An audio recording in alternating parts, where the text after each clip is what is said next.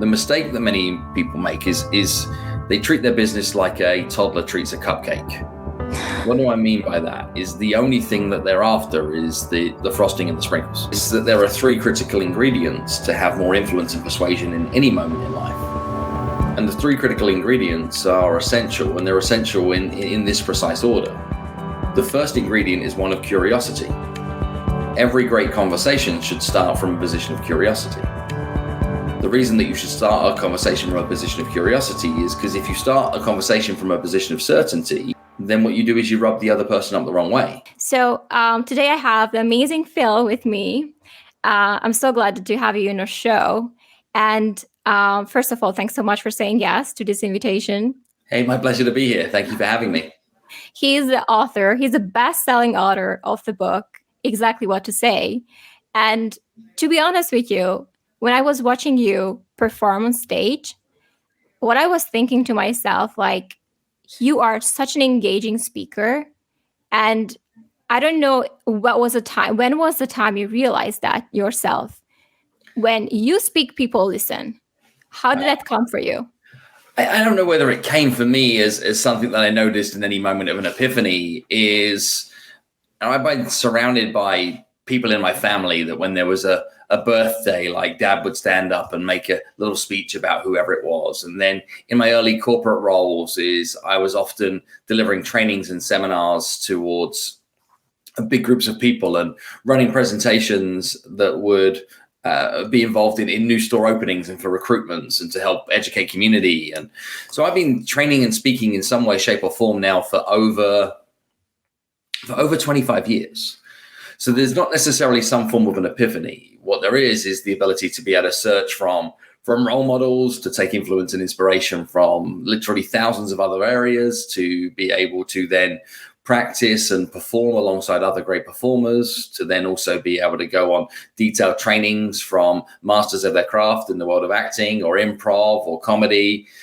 And my current skill set is a mashup of experience, learnings, and just generally caring obnoxiously about the responsibility and role of communicating to many from stage to a level that is far higher than most people have ever considered. So when you look at even the role as a professional speaker, in my mind, it isn't about my speech to the audience. It's not about serving my message. It's about serving the moment. And serving that moment is a huge responsibility. If there's 6,000 people in an audience, it's not my 1 hour, it's their 6,000 hours that matter. So I'm responsible for 6,000 hours of productivity in that point of view, and you take that seriously. So how do you realize that you're good at this? You probably don't. You just live a life of relentlessly getting better. You just decide that this is a profession and that it isn't like, oh, what's the secret? Where's the answer? Where's the big epiphany moment? It has been, oh, I was experienced at this 25 years ago, and I've continually been more experienced on it past that point. Wow. Okay. So what you're saying, that was just preparation, practice, observation. Yeah. That was and it. Caring as well, Domi. I think that's something that too few people do about this, is they don't care enough about what it is that they're trying to do. Therefore, they don't prepare enough. Therefore, that they don't deliver enough. Therefore, they don't give themselves the gift of growth, because what they're looking for is the shortcut, the quick win, or the quote unquote best practice. How do you prepare yourself when you have a speech or presentation? If you can just tell us a bit. Yeah, I mean, the prep process is almost different in a case-by-case scenario, but what is always true is a detailed body of research about who's in that audience. What also is always true is a detailed piece of research about what those people in that audience are experiencing at that moment in time. And there's a big difference if I'm walking into a sales conference of an organization of people that have been there for 7 years and that they've just come off their best year ever, and that I'm the opening keynote speaker, right? That is a different sentiment, a different moment than if it's an organization where 2/3 of the group are new, many of the long-term employees have been let go, and they've just gone through a particularly turbulent time where they lost one of their biggest accounts towards a major competitor. And I'm in the middle of the show. Right, they're very, very different experiences. So I think there's a button that exists in every audience member's mind, which is a button that I call the "Show Me That You Know Me" button. And if I can trigger the show me that you know me button, I can show up prepared. So I do what it takes to be able to hit the show me that you know me button. Then the other things I do in prep is to just make conscious decisions from a content point of view and then content map. And then the other things I do in prep is to have a very clear understanding of what my environment is like. So how am I going to use the room as a prop? How am I going to use the stage as a prop? What am I going to be able to do to plan my movements in the speech that affect the words that I say so that I can add engagement? So where might I leave the stage and join the audience? Where might I move forward, move back, move left, move right? All of those things go into prep as well. This is insane. I have never thought of that to this detailed, the way you map the audience, how you move in. It's incredible to me. It's an art. I think it's an art form that you mastered. And what I especially like to listen to you and your speech is the fact that you're funny as hell. I'm like a stand-up comedy with information that's awesome. It's just like infotainment. That's the goal. That's the goal. And quite often, from a keynote speaker's point of view, they are looking for intelligent entertainment. They're looking for something that provides a meaningful moment inside a 2-day, 3-day, 4-day event that the other stuff can be stuck to from a memory peg point of view. So when people are thinking about the company change or the new body of information or the 3 people that they met at the event 3 years ago, I want them to be able to say, oh, that was the event where Phil Jones spoke. Right? Like if I can create a memorable moment that the other stuff that can be stuck to, then I'm insanely more valuable to whoever the event organizer is. Isn't it a lot of pressure though? I can imagine, I don't know if I could handle that at this point, but well, it's a significant responsibility for sure, which is why a lot of people that find themselves in the speaking space, they get caught short because they're not ready for the moment. They might know their content remarkably well. They might have been prepared from a speech point of view remarkably well, but they don't have the right amount of experience in order to be able to deliver. And something that's been interesting in my career is I was training and speaking in my corporate roles. I started my first business as an independent sales training business. I was putting 12 people in the room, £85 a ticket back in the UK, looking to build a small coaching business off the back of that. I had one-on-one coaching clients. I then had a handful of consulting clients. I'd then speak to fill my room to be able to bring people towards my workshops. I'd then speak to bring people into coaching communities. I'd then speak to be able to then find my next consulting clients. I'd then be invited in by organizations to speak to their people. I've now been speaking for free. I've now been speaking for £500 and at £1,500 a speech, and then at £2,500, and then at £5,000, and then you do your first international gig, and then you write your first book. And now my fees are in line with many celebrities, which still blows my mind, but I've had success at every level in the professional speaking space. I've had a 90-minute speech prepared where the event organizer says, can you cut to 75? Can you cut to 60? Can you cut to 45? Can you give me your best 22? Right? I've had fire alarms go off. I've had cardiac arrests in the audience. I've had people heckle. I've had half full rooms. I've had doubly full rooms. I've had people leave partway through. I've had a CEO resign 2 minutes prior to my speech. I've had all sorts of things that have happened in that career. That means that when something happens again, I'm like, I got this. And that can only exist through experience. And I think too many people want to be able to fast track experience. Experience doesn't have to be measured in years, but it can be measured in reps. It can be measured in how many times you've done something. So even when it comes down to the people listening into this, it's something as simple as making an outbound phone call or a follow-up conversation with somebody towards them buying their products or services. If you're nervous doing it right now, then that's a good thing. You should always be nervous. Are you still nervous though? Yeah. When you are? Heck yes. I just came off delivering a 2-day certification program, and we certify people in the body of work around exactly what to say. I've got 22 serious real estate professionals that I'm hosting for 2 days, beginning, middle, and end, from first thing in the morning, right the way through the evening, right the way through the next day. I'm nervous. Why? Because I care, and 2, because I always want to over-deliver. Is whatever they came hoping to achieve is I want to make sure that we deliver more than that. I think that same thing is true at every given speech environment. And in a speech environment, what I normally look to do too is I'm always trying something new. And by trying something new, that doesn't mean something dangerous and new. That doesn't mean I'm making it up.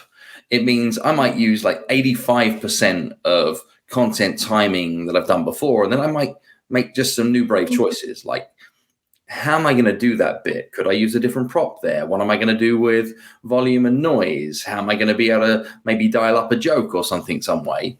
So I'm nervous about like, how's that new bit going to land? I'm nervous about things like what's happening prior, what's happening after.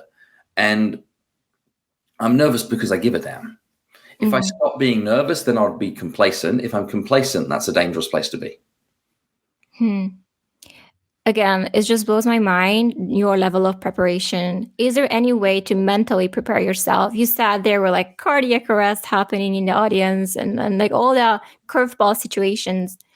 Is there any way that you mentally prepare yourself? Like, okay, anything can happen, but I'm going to be okay. And just keep your speech going. I think the readiness comes from having considered every variation of a choose your own adventure.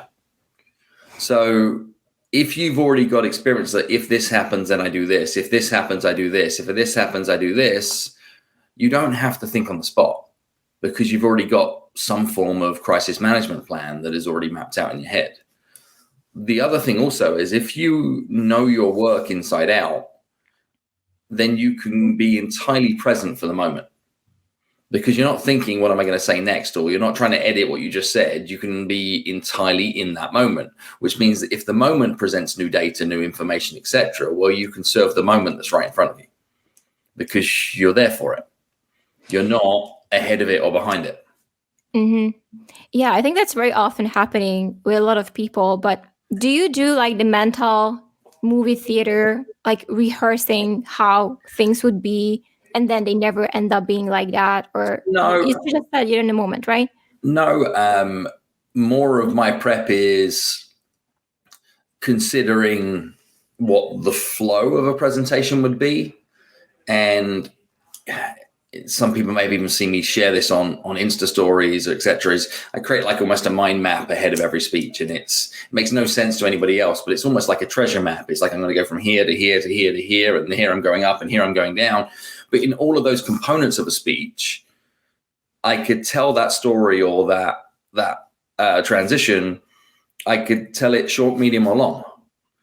Like many of the points I might be looking to make, I can make a 30-second version of that point, a 30-minute version of that point, and a number of different timelines in between.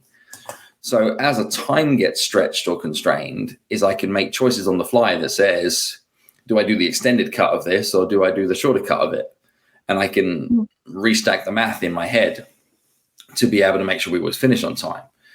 And that's something that's hugely appreciated by meeting planners is often internal speakers ran long and things didn't go according to plan on the timeline. And the number of times I've said to a meeting planner is like, do you want me to do my hour or do you want me to get you back on time? You could get me back on time. I'm like, yeah, I can get you back on time. And then you deliver a great 45 as opposed to a great 60, and you give them their 15 minutes back, and all of a sudden there's huge relief through the organization. So the mental prep is just I got this. Whatever it takes to be, I got this. And I think that means that you should always look to take opportunities that you know you can over deliver. In simple forms in the speaking world is I think you should always be better than your fee. So you would be remarkably better advised in my world if you want a career in this space is to be a brilliant free speaker than an okay $5,000 speaker. Yeah, that makes perfect sense. If you're a brilliant sense. free speaker for long enough, then what you get is invited opportunities to speak, and you can be $2,500, and you could be a brilliant $2,500 speaker, and you'll grow your competence and your experience to then means that when you are a $5,000 speaker, you're a brilliant $5,000 speaker. The last thing anybody wants in the professional speaking space is he or she was really good, but for what we paid, I expected more. That's a career destroyer. Yeah. The reason why I ask you about this is because, first of all, you're brilliant, and the way you are constructing this whole, I mean, the depth that you go, you know, how much you care is, I don't think I have heard of that before from anyone else. And I do think that, especially like coaching consulting, they all want to do their TED Talks. You know, there's like a type of thing like, oh yeah, my TED Talk. I had that as well in my own list. I'm like, the TED Talk, you know, one day, you know, that's like a huge milestone for a lot of people. But I don't think they can estimate the level and degree of work, experience, repetition that you put in that to get to that ease, you know, the way you speak, how funny you are, how engaging you are. It's not going to come overnight. No. And it shouldn't, though, right? Is if something rewards at a ridiculously high level, it shouldn't be easy. Yeah, makes sense. It should be challenging. It should take work. It should take effort. It's no different to anybody who is a professional sports person. They might make it look easy, but it isn't until you try to go toe to toe with them that you're like, oh, dang, that is different level, different league. Do you think anyone can be a good speaker? Yes, I would say, though, that some people are at different, you know, start the journey at different points. So the evolution to get to a level of high competence is a shorter evolution than some than it would be for others. The biggest thing that stands in the way of people looking to become a speaker or a better speaker, communicator in any way is selfishness. So lots of people enter the personal brand space because they want it to serve their ego. And they're looking to create look at me moments. They're looking to create like, I'm awesome, this is me, etc. And the result of which is they forget that it's a servant's job. You serve an audience, you serve a moment, you are there to serve an objective or serve an opportunity. You're not there to deliver your speech. It's not about you. It's about them and what they go on to be able to go and do afterwards. And I think if you care about that, you'll become a great speaker because you learn to develop and master your skills because you care profusely about your responsibility to all of them. When you care about you, then that's a dangerous place to play. Yeah. I do see that often in the industry as well, you know, like TEDx, and just like, you know, stamping the Forbes, whatever feature, left, right, center. And it's like someone written them an article. It was a contribution. I can literally pay to get that tomorrow, right? So there's, especially in the online coaching space, there's so many of the ego-driven entrepreneurs, is what I observe. But I really like your approach on that, just serving your audience and just be right. And what helpful. Then happens is you develop a body of work that is genuine proof. There's nothing to say that you can't extend or embellish the truth. Is sure, if you were featured or you're a contributor in a Forbes article, etc. And yes, you were featured in Forbes. If that's the biggest flex that you have right now for credibility, you're going to use it. I like every human being on the planet will, but don't pretend it's something that it isn't. And the same is, there's a big difference between featuring on the TED platform and delivering a TEDx at a local regional TEDx that was filmed with 17 people in the audience, of which 15 were other people there delivering their TEDx speech, right? It is what we all do things for positioning. You're building out an online business, but if you're not backing that up with a huge amount of credibility, with credibility coming from the kinds of people that would like to pay you for the service that you're providing, being able to comment and say, I got more than I bargained for, this was worth it and some, then that story gets found out pretty darn quickly. And I think too many people look to build a veneer of a brand and they don't backfill those asset creations with proof of their competence, is proof that they've done it for people before, proof that they've done it for people like them, proof that they've done it consistently, and proof that they've delivered at a high standard. They just want to jump straight to the good stuff. And I do a lot of work behind the scenes within the industry as a whole on training people to build personal brand businesses. And I try to explain to folks that The mistake that many people make is they treat their business like a toddler treats a cupcake. What do I mean by that? Is the only thing that they're after is the frosting and the sprinkles. They want the sweet, sticky stuff that's on the top of a business of this nature. Whereas if by alternative, you can build the base of the cupcake, and in the base of the cupcake, then what you can do is you can build a solid, stable, sustainable business that covers all your bills, that makes sure that you have the long-term cash flow to be able to deliver upon all the promises that you make towards others. Then when you get frosting and sprinkles, they taste like frosting and sprinkles. But if you try and live on frostings and sprinkles, it makes you pretty sick. And too many people in the personal brand space, they're chasing frosting and sprinkles. They're not doing the hard, ugly work that sustains a business. And for me, through the years, is my one-on-one coaching clients in the early days were the base of my cupcake. 1 or 2 consulting retainers were the base of my cupcake. And in today's world, the base of my cupcake is my book royalties. I can feed my family and live my life on my book royalties. I cannot now stop them coming. I can see my cash flow on book royalties 18 months ahead of time. I've got some predictability on that. It means that every keynote speaking fee is a keynote speaking fee. There is no overhead that's attached to that. Consulting parts of my business, IP licensing parts of my business, etc., are now all on top of that stable base. Yeah, but what you're saying is you can't skip and then jump into the frosting. I love that analogy, by the way. It makes it so easy to understand. Yeah. So basically, hard work isn't sexy. I mean, is it? Well, not until you get it to a point where it pays, and then the hard work gets you the ability to deliver on the sexiness stuff in the right way. And I think as a thought leader, coach, consultant, speaker, anybody in that space is you cannot be who you're not. Yeah. And one of the things that I see that sabotages a lot of people's careers is congruence, i.e. the message they want to share with other people is a message that they've well crafted, but it isn't a message that's true to them. They don't live it in their life. They're not achieving it or experiencing it in their own life. But what they're asking to be able to do is to play with other people's money to achieve it for them. Yet they're not an example outside of what they deliver on the stage of the promise that they're packaging. So you need to be your own best client.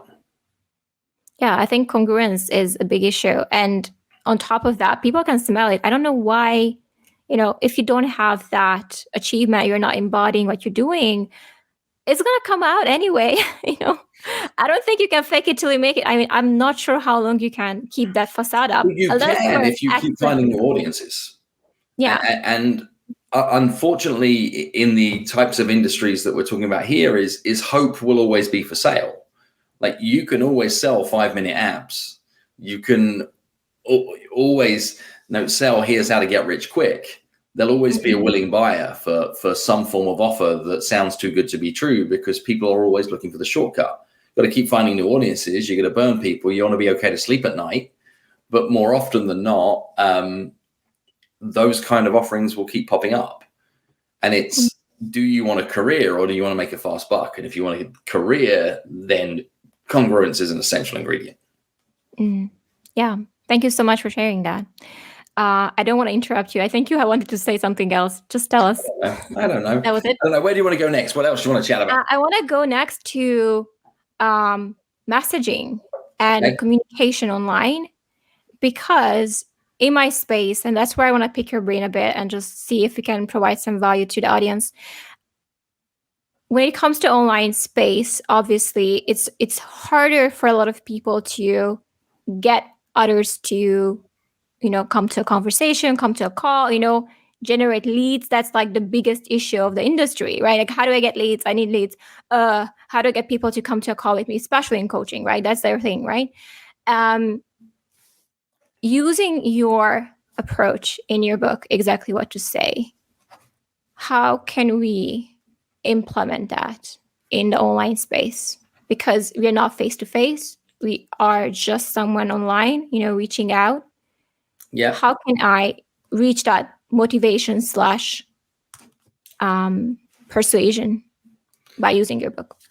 I mean, it's a big question that is kind of complex to answer. Is to just say, like, how do you use X to achieve Y? Is what I would say, though, is the online space and the in-person space have more in common than they do differences. Like, this is people to people. And whether you are speaking to somebody via StreamYard like we are right now, whether you're on a Zoom link, whether you're in an Instagram DM, whether it's a comment in a post, whether it's an email, whether it's a face-to-face meeting over coffee, then this is a human-to-human connection. Mm-hmm. What there then are some realizations as to how people would go on to be able to take action. Something we don't teach in the book, but really is the core operating system in the book, is that there are 3 critical ingredients to have more influence and persuasion in any moment in life. And the 3 critical ingredients are essential, and they're essential in this precise order. The first ingredient is one of curiosity. Every great conversation should start from a position of curiosity. The reason that you should start a conversation from a position of curiosity is because if you start a conversation from a position of certainty and you have that I know best type mentality, then what you do is you rub the other person up the wrong way. In the online space, lots of people show up with, I know I've got the answer. I know I can help you achieve blank. I know what you're doing wrong. I know. It becomes pushy, the one thing that everybody doesn't want to believe. If you show up first from a position of curiosity, as in you don't know if you can help somebody, you aren't certain that you have the answer, well, now all of a sudden you're insanely more attractive. Because what you can become is pulley and not pushy.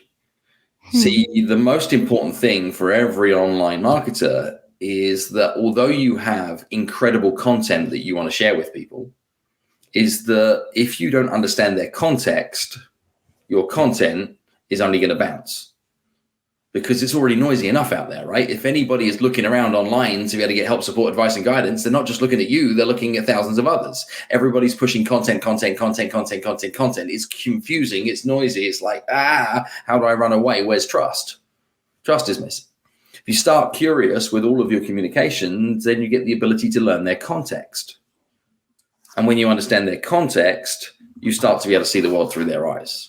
You start to be able to see if you can really, truly be able to go on and help somebody. Curiosity gets you towards that piece. In my mind, what selling is, which is a lot of what people are talking about from an influence and persuasion point of view, selling is earning the right to make a recommendation. What that means is you should never, ever invite somebody to try and buy something unless you can say these words first. And the words you should look to say first are the words because of the fact that you said. Because of the fact that you said blank, blank, and blank, then for those reasons, what I'd recommend is blank, blank, and blank. So if we start from a position of curiosity, all of the early conversations with regards to your ability to help somebody would be better served if you said, I don't know if I can help you. I'd love to understand more about what you're trying to achieve. I'd love to understand more about what you've already tried. I'd love to learn more about what you're hoping to be able to go on and do. I'd love to get a better picture of you, your world, your circumstances.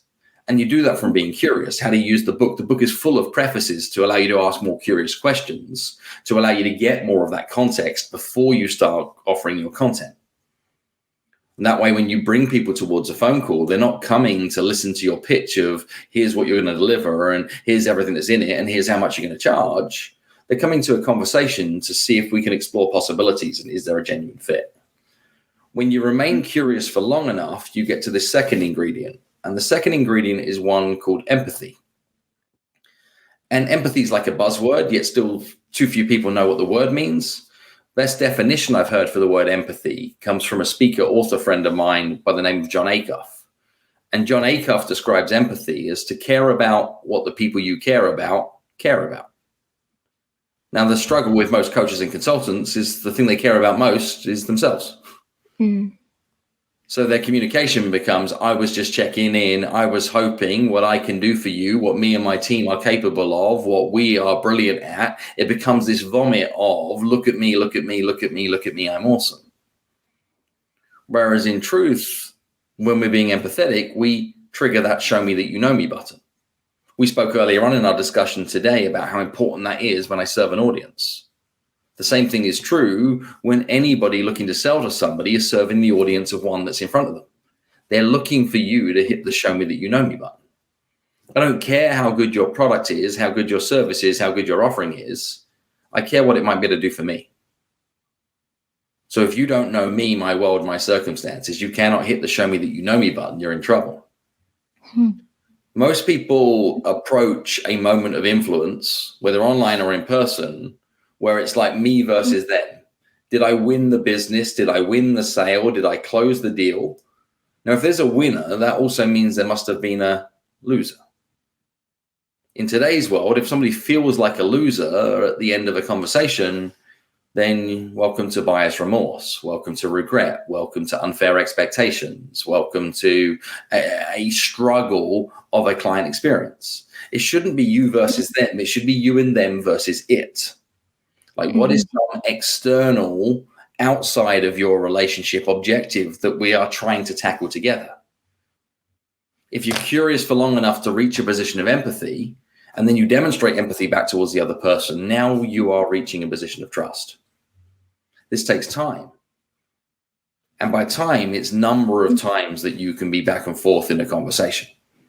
Now, you could do that over DMs. You can do that in stories. You can do that even with a series of well-structured reels over a period of time.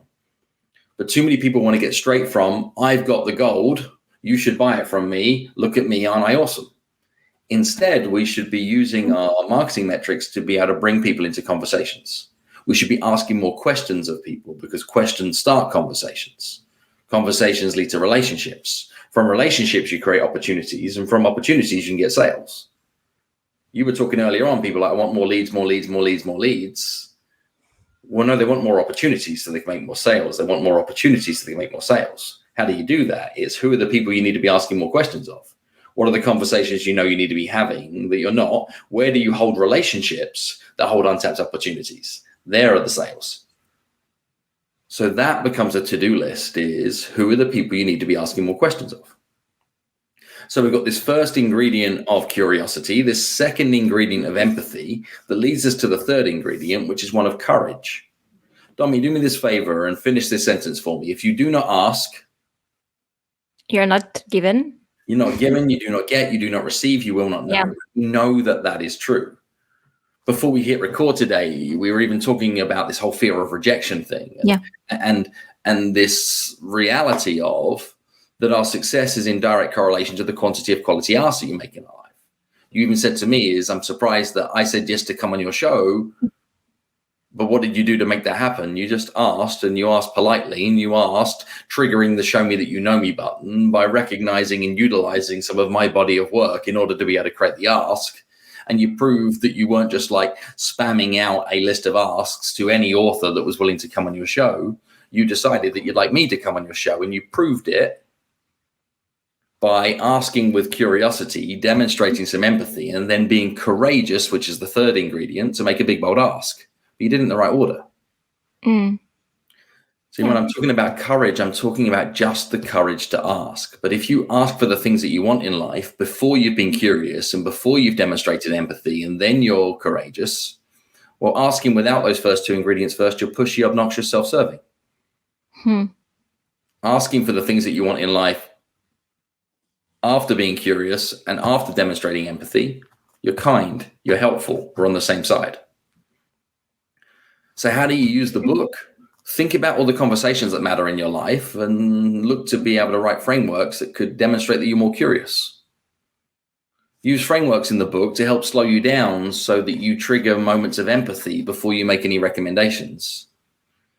And then use prefaces in the book to give you the confidence to make some of the big, bold asks that you're not making right now with more confidence and perhaps a touch more rejection-free.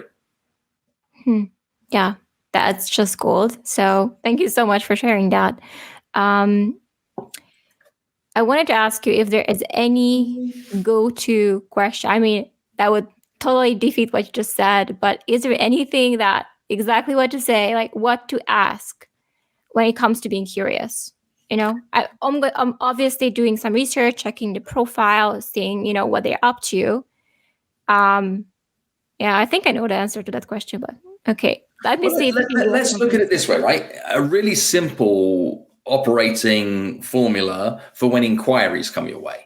Like lots of people in your world, they get inbound inquiries, little micro flirts that says, hey, I'm interested in talking to you. I'd love to know what you might be able to do to be able to help me, right? And whether that is coming to a discovery call, whether that's somebody downloading a guide, whether that is somebody pinging a contact form on your website, lots of people in your audience are receiving inbound inquiries, and then that is leading towards an early conversation. How that conversation starts sets the tone for the business relationship that could follow. If we're looking to be more curious, then what is the first question that you ask when you find yourself in that first conversation? Let me try and share something with you that might be helpful.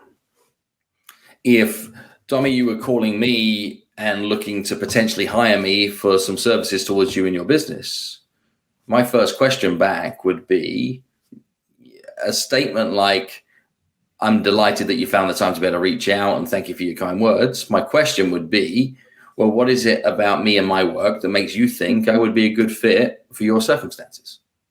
See, I'm going to let you sell me on me. Okay, that makes sense. See how it changes things, right? I just earn this giant piece of context. It could be, well, I saw you speak. I've been following your content for a while. 3 of my friends have been clients of yours and they've got great results, yada, yada, yada. What does that do to my confidence? It decreases. Yeah, I'm like in better shape, right? Whereas by alternative is if I say, what is it about me and my work that makes you think I might be a good fit? And you say, well, I don't know, to be honest, is I just stumbled across your details on an Instagram reel and it caught my attention and you said to sign up for a discovery call. So here I am. We just earned a lot of context real quick. So yeah, what that's do I really now do is I now stay curious with a past, present, future arc. So what do I mean by that? I mean, tell me, what have you been up to through the years? How did you get to this point in your life? Oh, that's a question for me? Well, that's the kind of question I would ask, right? Let's go back in time. And what are you working on right now? How well is that working out for you? What are you hoping to achieve? That very simple past, present, future arc earns me a ton of context. And without me knowing where you've come from, where you are today, and where you're hoping to go, I have no right to recommend anything. That's so true, by the way. Yeah. That's so true. I just wanted to add here, because I think that's brilliant to, first of all, map out those questions. And it's like a doctor mentality. Don't prescribe medication. You don't know the symptoms, right? Like, how do I come to prescription pitch before you? diagnosis is malpractice. Yeah, that's so true. Yeah. So that's why I said, like, if we can, in our messaging, remain curious, just to resume what you're saying, and earn their trust and empathize with them, then we will be able to see if we can help, because that's the ultimate goal. It's not like, okay, I think I have something I can help you with, and then would you be open-minded to hear that? But it doesn't work without you having to ask those questions first and knowing if that's something you can help with. It's assumption. You don't know, right? And you don't want to make promises you can't keep. So unless you have absolutely certainty that you can deliver upon your promise, you shouldn't be making those recommendations. Remember earlier on, I said that selling is earning the right to make a recommendation, and that you should never, ever, ever invite anybody to buy anything unless you can say, because of the fact that you said blank, blank, and blank, for those reasons, what I'd recommend is blank, blank, and blank. That is a remarkably easy framework to understand. It's a complex framework to deliver. Why? Because collecting the blanks takes time. Right? Yes. It is, without me being curious to understand what's really going on, I can't put the right ingredients in those blanks. There's a book called Human to Human. And I just feel like your approach is so unique in a way, and it makes perfect sense as human being. But the online world has become this place of, numbers and leads, and just caring less about people and who they are, what they're about, right? And trying to cookie cutter everyone under the same umbrella. But I think that's so unique about your approach, is that you bring back humanity in that conversation, and not just be like, a number, right?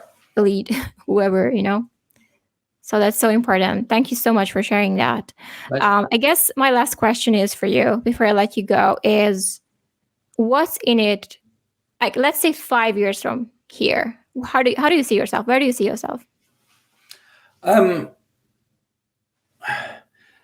in a very fortunate position that the career aspirations I had for myself from a young entrepreneur at 14 years of age through all of the milestones that we've jumped through then is I've already outperformed the bulk of goals and aspirations I had for myself as a young man.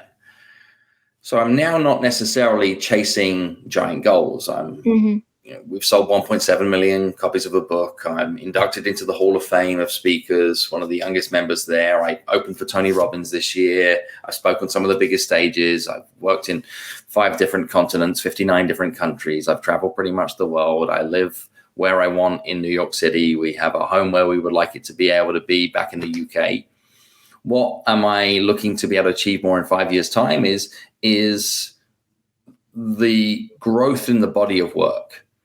So my next 5 years is all about me giving the body of work of exactly what to say away to others to champion and carry into the world.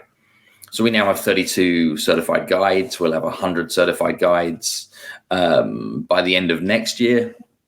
And they will be training the core principles of exactly what to say into a variety of different, more unique sets of environments. That really excites me. And I'm on a lifelong mission to help people grow their awareness to their critical conversations in life and how they can show up to those conversations with more intentionality in order to be able to achieve better outcomes. I think spoken word and the art of spoken word is fast becoming forgotten in modern society. And I care passionately about the quality of conversations people have and think it's a skill that is going to be one of the most important skills for people to have in the next century. So what am I looking at is my goals in life is that if my tombstone was going to read anything, I would love my tombstone to read like loving husband, proud father, and creator of exactly what to say. That'll do. Oh, that's great. I'm so happy to have met someone who is genuinely that I've done it. I'm just going to expand from now and I don't have, a massive goal. I'm just going to keep expanding.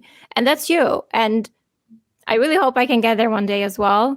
And so I'm not going to be terrified when I get on a plane to think I'm going to die and I haven't lived yet. So right.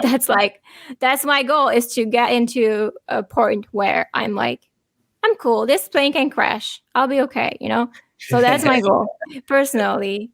But I'm happy that you have the courage to go for it and do it and craft and master and expand and influence. And, so I'm so happy to have you in the show.